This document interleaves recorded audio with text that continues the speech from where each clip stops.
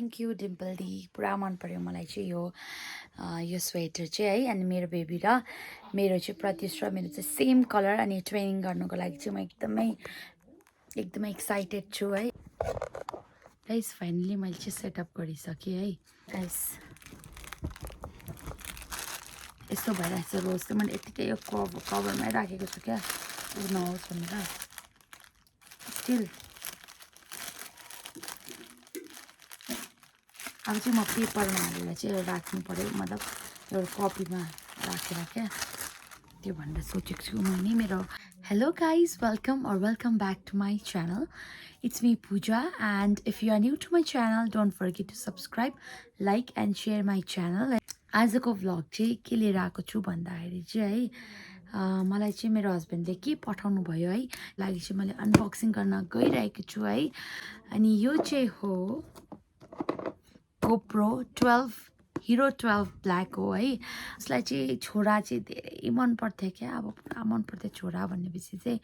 अनि मलाई चाहिँ अब हुन्छ नि एउटा मनमा चाहिँ छोरी छ होला भन्ने चाहिँ नि मनमा चाहिँ यस्तो लाग्थ्यो अनि त्यसपछि अरूहरूले पनि भन्नुहुन्थ्यो क्या छोरै होला मेरोमा कतिवटा कमेन्ट्सहरू पनि आएको छ अनि मेरो हस्बेन्डले पनि पुरा भन्ने क्या छोरा चाहिँ पुरा मन पराउने अनि मलाई भन्नुभएको थियो क्या तिमीले जे मनमा एउटा जुन चाहिँ इच्छा जे छ तिमीलाई म त्यही गिफ्ट गर्छु भनेर चाहिँ भन्नुभएको थियो है अनि मैले अर्डर गरिदिनु भएको हो अनि तपाईँलाई म देखाउँछु ल कस्तो छ यो चाहिँ हिरो 12 ब्ल्याक हो यस्तो छ हो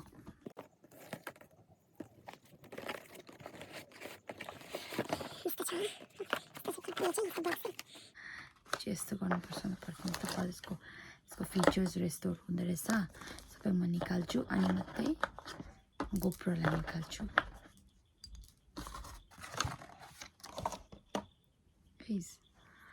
यस्तो छ है अघि मैले फुल चार्जर राखेको थिएँ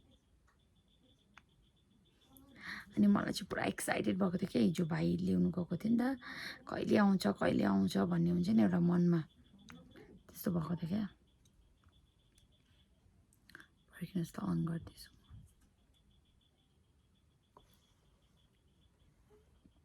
यहाँ देख्न सक्नुहुँदैछ हो यसको क्वालिटी पनि पुरा मन पर्यो मलाई चाहिँ अनि भ्लगिङहरू चाहिँ म यसले गर्छु भनेर सोचेको छु गाइज हो अनि फर्किनुहोस् ल यस्तो देखिन्छ अनि इफ कसैले गोप्रो युज गर्नुहुँदैछ भने चाहिँ भन्दाखेरि नि यसबाट चाहिँ के हुँदैछ भने जो चाहिँ अब अहिले मेरो नर्मल क्यामेरा छ नि त्यस्तो खालको ठिकै छ यो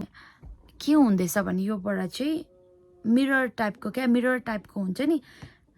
जस्तै म सिधा खिचिरहेको छु तर यतापट्टि फर्केको त्यस्तो टाइपको भिडियो हुँदैछ मलाई सेटिङ गर्नु नै त्यस्तो आएन है अनि कसैले युज गर्नुहुन्छ र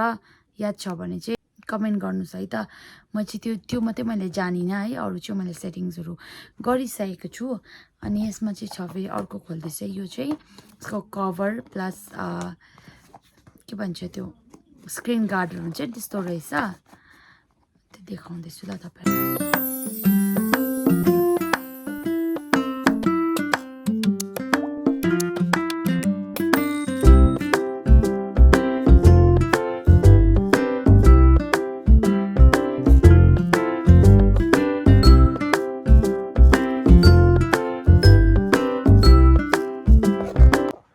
फाइनली मैले चाहिँ सेटअप गरिसकेँ है अनि सेटअप पनि भइसक्यो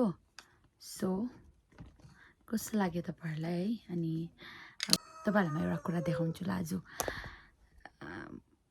लाइफमा फर्स्ट टाइम पहिला अब हामी है डेटिङ गर्दाखेरि बोल्दाखेरि मेरो हस्बेन्डसँग होइन 8 इयर्स हुनु आँट्यो होइन हाम्रो अन्त यति वर्षसम्म चाहिँ उसले मलाई रोज दिनुभएको थिएन होइन अनि मैले भनेको थिएँ पहिल्यै बेबी हुनुभन्दा अगाडि म जब मेरो बेबी हुन्छ नि त्यसपछि तपाईँ मलाई हेर्दाखेरि चाहिँ हेर्नु आउँदा या बेबी भइसकेर मलाई के दिनुहुन्छ भने त्यसरी भने नि त अनि रोज दिनु ल अहिलेसम्म तपाईँले मलाई रोजै दिनुभएको छैन भनेर हस्पिटलमा हुँदाखेरि युमामा त अब म दिदी अनि ऊ बस्नुभएको थियो मम्मीहरू चाहिँ खानाहरू पुऱ्याइन आउनुहुन्थ्यो भाइ आउँथ्यो स्पेसली खाना पुऱ्याउनु मम्मीले यहाँ खाना बनाइदिनुहुन्थ्यो होइन घरमा अनि त्यति बेला चाहिँ कस्तो उयो हुन्थ्यो क्या अनि थ्याङ्क गड अब दार्जिलिङमा यस्तो राम्रो हस्पिटल मलाई चाहिँ म चाहिँ अहिलेसम्म एडमिट भएको थिइनँ अनि म एडमिट भएको थिएँ होइन अनि त्यहाँदेखि त्यति बेला थाहा भयो क्या युमा नर्सिङ होमको चाहिँ अब सर्भिस यति राम्रो रहेछ डक्टर पनि मर्निङ इभिनिङमा चेक गर्न आउनुहुने मेरो बेबीको लागि पनि हेर्नु आउने अनि मेरो बेबीको लागि चाहिँ डक्टर नितु शर्मा आउनुहुन्थ्यो अनि मेरो लागि चाहिँ डक्टर समीर शर्मा हेर्नु आउनुहुन्थ्यो है चेकअपको लागि थ्री डेज बसेँ म हस्पिटलमा अनि त्यति बेला चाहिँ अब यता र उता भयो त्यस्तो पाएन क्या टाइमै अनि त्यहीमा डिस्चार्ज हुने दिन त अब कतिवटा डिस्चार्जको लागि कुद्नुपर्छ है यताउता प्लस हाम्रो चाहिँ बर्थ सर्टिफिकेट चाहिँ त्यति नै बेलै एप्लाई गरिरहेको थियो नि त अनि मैले चाहिँ नाम चाहिँ अगाडि सोचेको थिएँ बेबीको नेम चाहिँ मैले छोरीको पनि सोचेँ छोराको पनि सोचेको थिएँ होइन अनि त्यति बेला उसले सबै फर्महरू गरेर चाहिँ तर पनि स्टिल अब छ टाइम भनेर चाहिँ उसले र पनि सबै गरिसक्नु मैले केही गर्नु परेन गाइज त्यो बर्थ सर्टिफिकेटहरू केही गर्नु लागि चाहिँ अनि त्यसपछि चाहिँ नवरानको सौदा ल्याउनु जाँदा चाहिँ मलाई रोज ल्याइदिनु भएको थियो क्या र पनि मैले राखिरहेको छु मेरो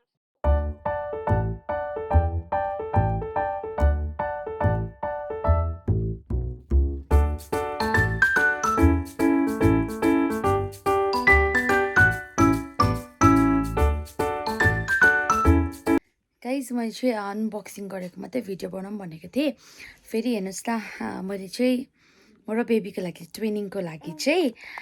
तपाईँले देख्नु पनि भएको छ होला मैले देखाएको थिएँ तपाईँहरूलाई अघि अस्ति जुन चाहिँ प्रिभियस भ्लगमा मैले वार्डरोब मिलाएको भिडियोमा पनि हालेको थिएँ बेबीको पनि यस्तै कलरको छ अनि बेबी 6 मन्थ पुगेर चाहिँ लगाउँछु भनेर त्यति बेला यति गर्छु पनि होला गाइज हो अलिअलि टाइट भएको जस्तो लाग्दछ यो चाहिँ डिम्पल दीले बुनिदिनु भएको हो नि त त्यो नानीको पनि डिम्पल दीले बुनिदिनु भएको